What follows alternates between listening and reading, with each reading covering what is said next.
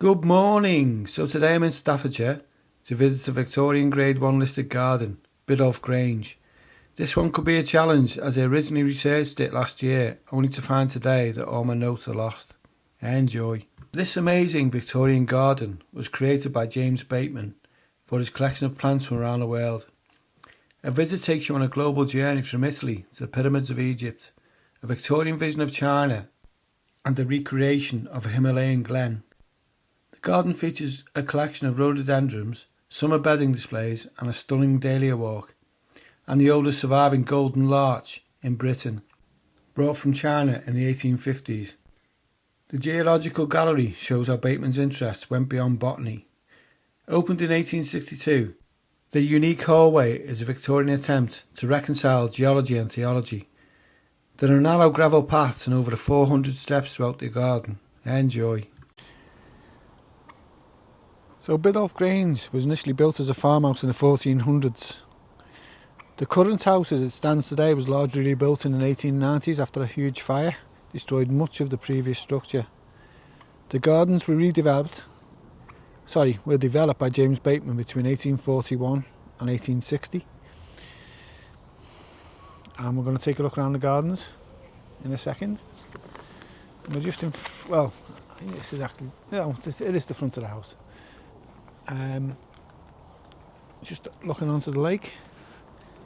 I had ducks, and you can see koi carp there. Oh, duck and the carp's having a fight. Leave him alone, bully.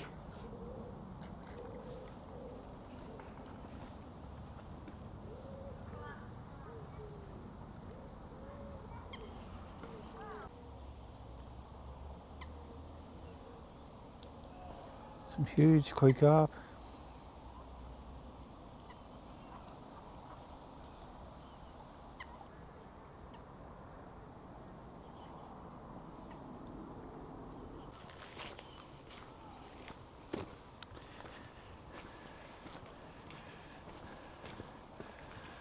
I'm going to presume that this is the dahlia walk because I can see lots of dahlias.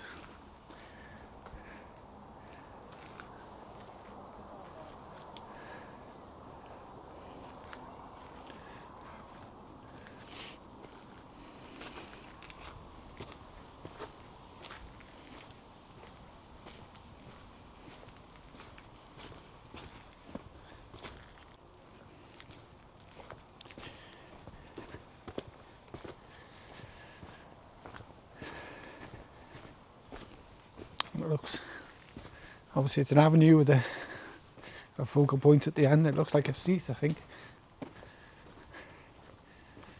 Some kind of tower. Let's have a look.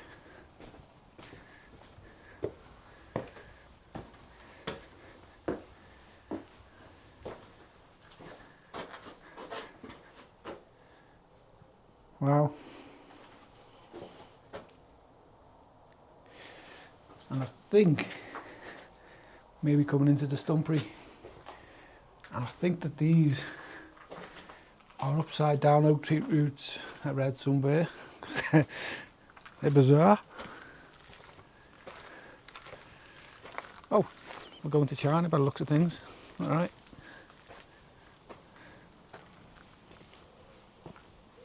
Wow.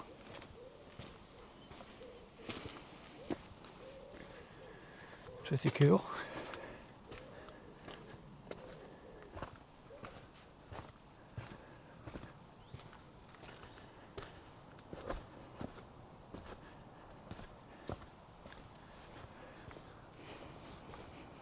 So we've got a nice little tunnel coming up.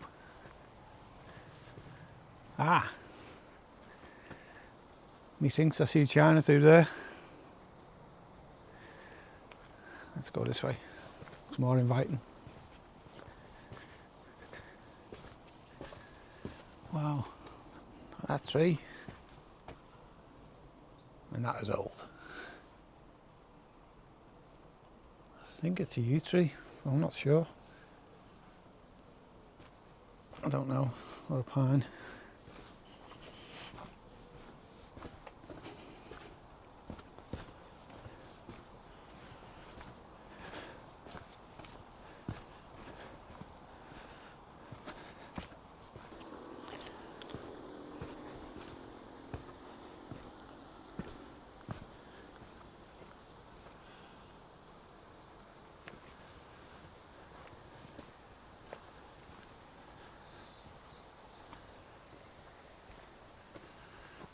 Lots of ferns amongst, I think, I could be wrong again, I think that upside down oak tree roots I read somewhere.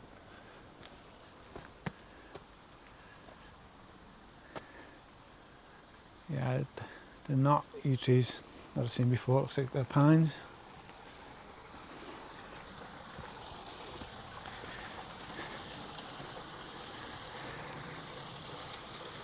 Wow. It's kind of cool.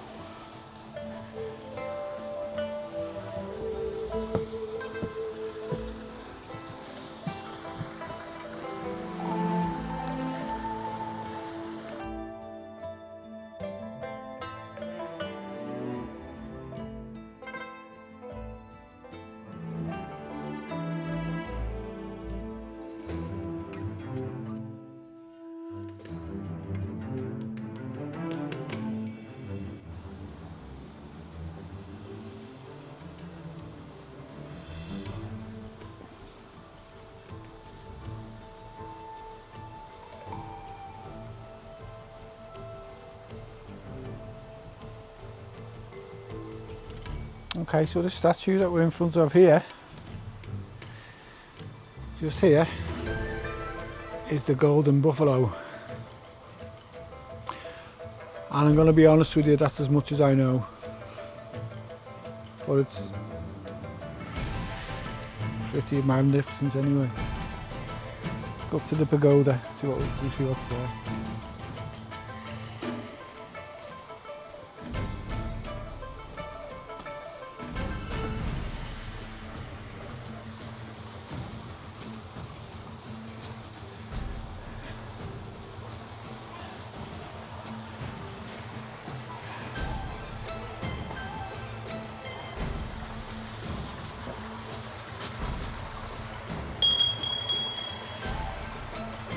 Bells work.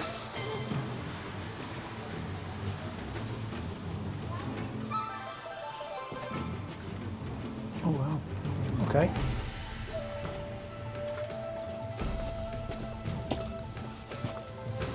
So there's caves here, but that one's blocked off. I believe that James Bateman built massive long tunnels that led all the way underneath Biddulph at some point. I think this is going to take us to another part of the garden.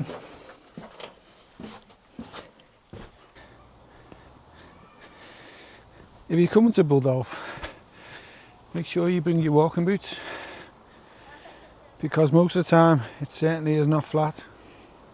That tree fern there, beautiful.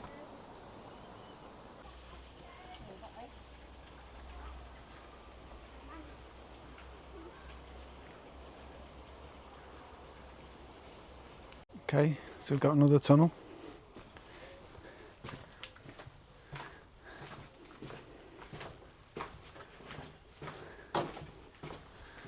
I've actually got a map of the place, but I think it's more fun just finding places, to be honest with you. Okay, so this is taking us out into a woodland walk by the looks of it. I think this might be an avenue that leads up to a huge big inn. I could be wrong, I normally am.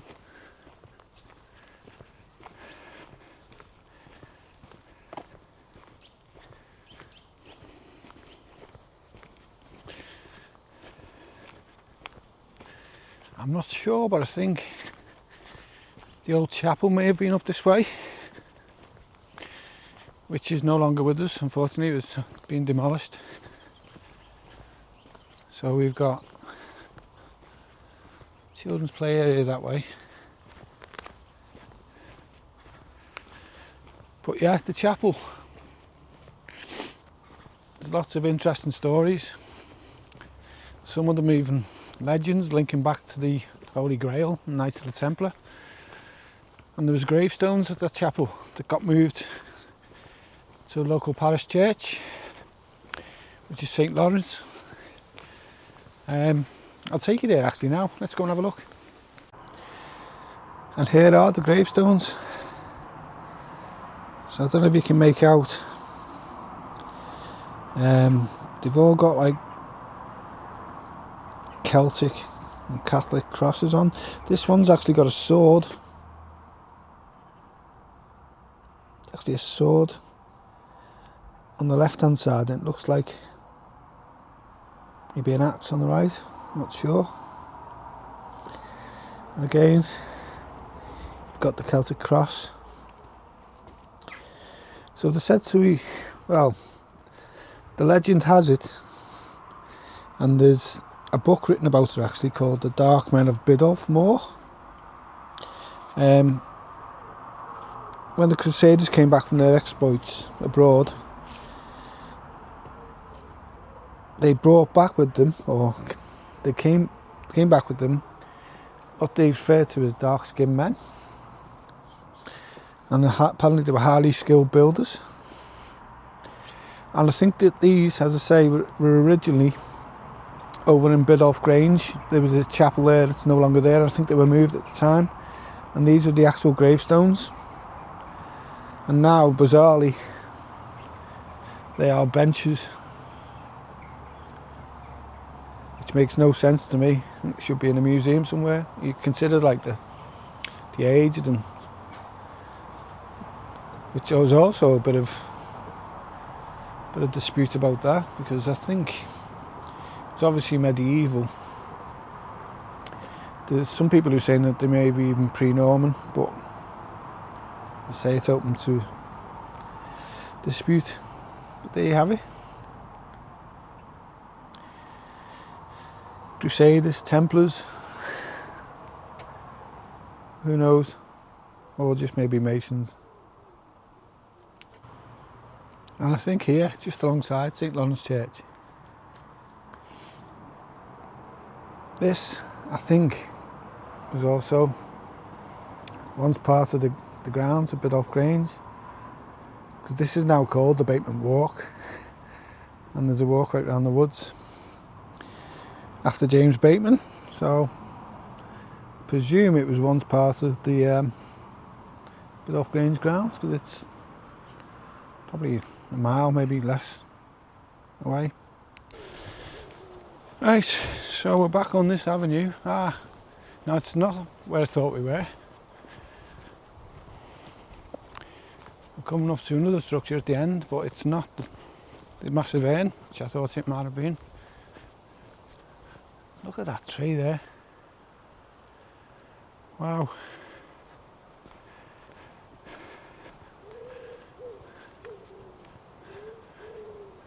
That's amazing. You do see these abroad quite a lot when you're in Spain and in Mallorca. But I've got to admit, not that big. That is seriously huge.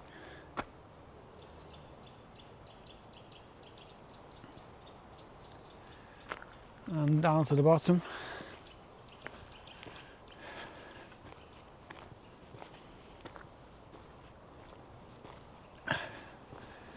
We've got a year on it of 1865. And no, I was going to say, I'm looking for the oldest larch tree in the UK, which was brought here in the 1800s. But they're obviously palm trees. Made that mistake twice now already.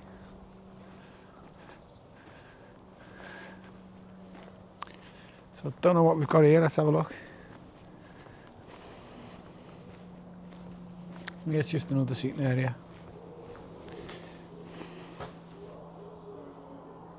I think that this is the Ape of Thoth.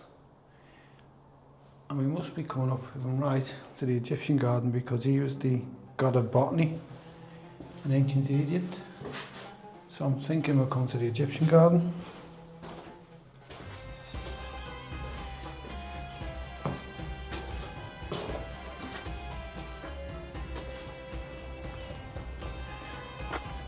Okay. So we have arrived in Egypt. Probably my favourite country in the world. Okay, so we enter Egypt. Is that the scarab or the Eye of Horus? Never know. Right, Osiris, sorry. Oh, Echo.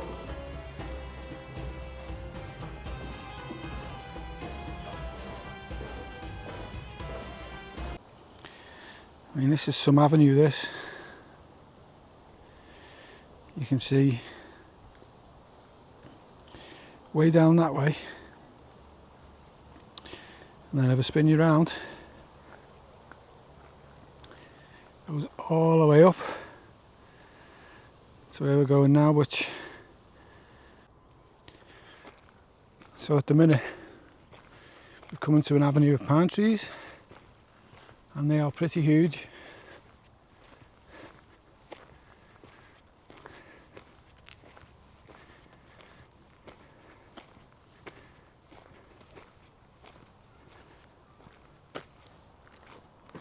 You can see how far we've come. This is one long avenue, this. Hope it's not just a straight walk back, because that'll be a bit boring, but we'll see. No idea what's at the end of this one.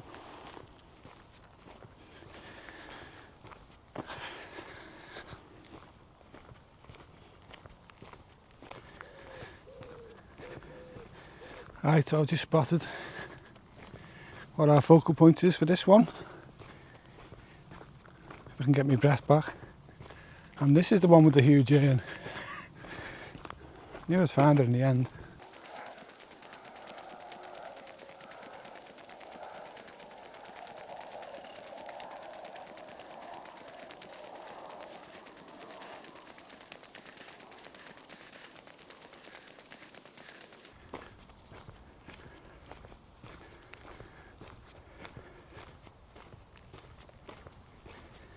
Okay, so that's one huge urn.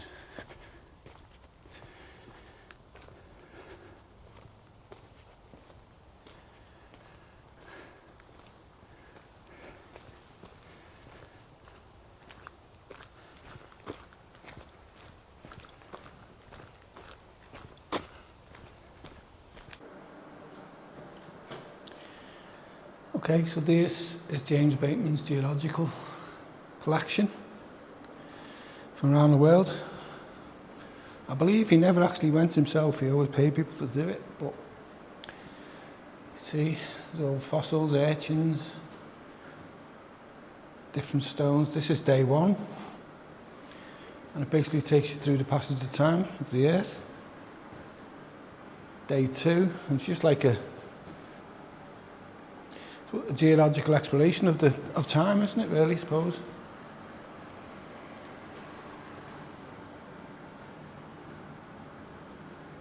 Day three, you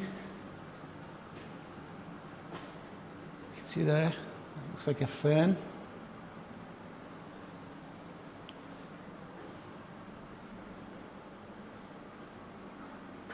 That one actually looks like a footprint.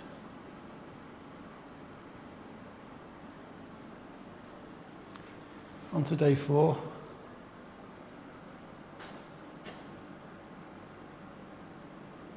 Wow. On to day four, sorry. Wow. I want to meet him in the dark alley. We've got a load of acronites, is it? Mussels, shells, whatever. That's just like a very old pair of wooden scissors. Some kind of fish.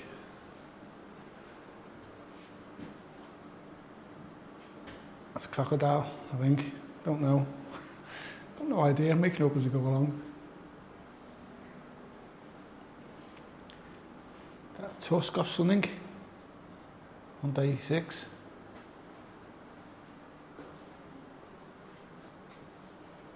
And then right at the very end we've got man, I believe. Well, one man and one half-face fella.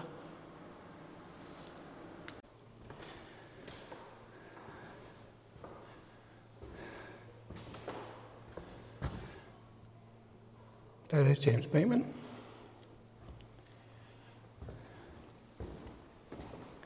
The artwork on that door, wow. So this is pretty much the only bit of the house you can get into. Oh, it's pretty magnificent. It's the drawing room, or was the drawing room. Some of the artwork is amazing, the plasterwork. and the fireplace.